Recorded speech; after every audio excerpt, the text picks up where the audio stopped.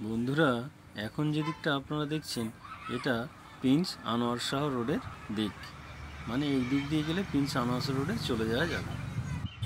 আমি এখন দাঁড়িয়ে ঢাকুরিয়া ব্রিজে, মানে রবীন্দ্র সরোবরের মাঝখানে একটা ব্রিজ আছে, সেই ব্রিজের উপরে দাঁড়িয়ে। এই ঢাকুরিয়া ব্রিজটি রবীন্দ্র সরোবরকে প্রায় দুই ভাগে ভাগ করেছে।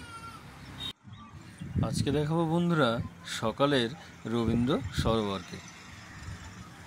আর এখন যে ফলকটিকে আপনারা দেখছেন এটা ঢাকুরিয়া লেক ব্রিজ, আর এটা চালু হয় 1937 সালে।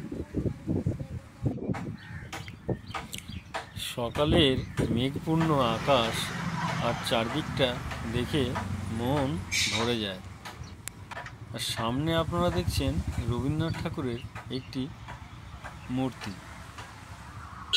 এইখানে আমি অনেক গানের মিনি ব্লগ বানিয়েছি, সেগুলো আপনারা দেখে নিতে পারেন। এই লেক অঞ্চলে অনেকেই সকালের মর্নিং ওয়াক সেরে থাকেন। সকালে ঢাকুরিয়া লেক ব্রিজ দেখার পর এবার আমি দেখাবো এই ঢাকুরিয়া লেকের বা রবীন্দ্র সরোবরের বিস্তৃত অংশ, যেটা রবীন্দ্র সরোবর মেট্রো স্টেশনের দিকে বিস্তৃত। এই সরোবরের পাশেই আছে রোয়িং ক্লাব বা বোটিং ক্লাব। অনেকেই সকালে এখানে বোটিং প্র্যাকটিস করেন। এখন যে দূরে যে বোটটাকে দেখছেন এটি কোনো রোয়িং ক্লাবের। সরোবরের যে দিকটা আপনারা এখন দেখছেন এই দিকের শেষ প্রান্তে আছে রবীন্দ্র সরোবর মেট্রো স্টেশন ও টালিগঞ্জ রেল স্টেশন। চলুন তাহলে যাওয়া যাক এই লেকের ওই দিকে, মানে যে দিকটা ঢাকুরিয়া রেল স্টেশনের দিকে বিস্তৃত।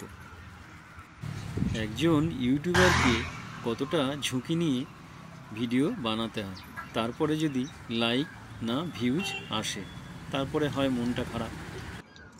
আশা করি সকালের এই স্নিগ্ধতা আপনাদেরকে মুগ্ধ করবে।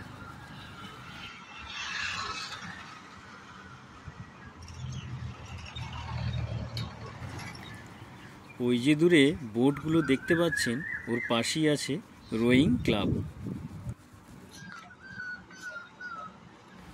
বন্ধুরা, কেমন লাগছে সকালের ঢাকুরিয়া লেককে প্লিজ কমেন্ট করে জানাবেন। বন্ধুরা, প্লিজ আমার চ্যানেলটি সাবস্ক্রাইব করে আমার পাশে থাকবেন। এই লেকের ওই শেষ প্রান্তেই আছে ঢাকুরিয়া রেল স্টেশন। আজকের মতো টাটা সবাইকে, দেখা হচ্ছে পরবর্তী ব্লগে।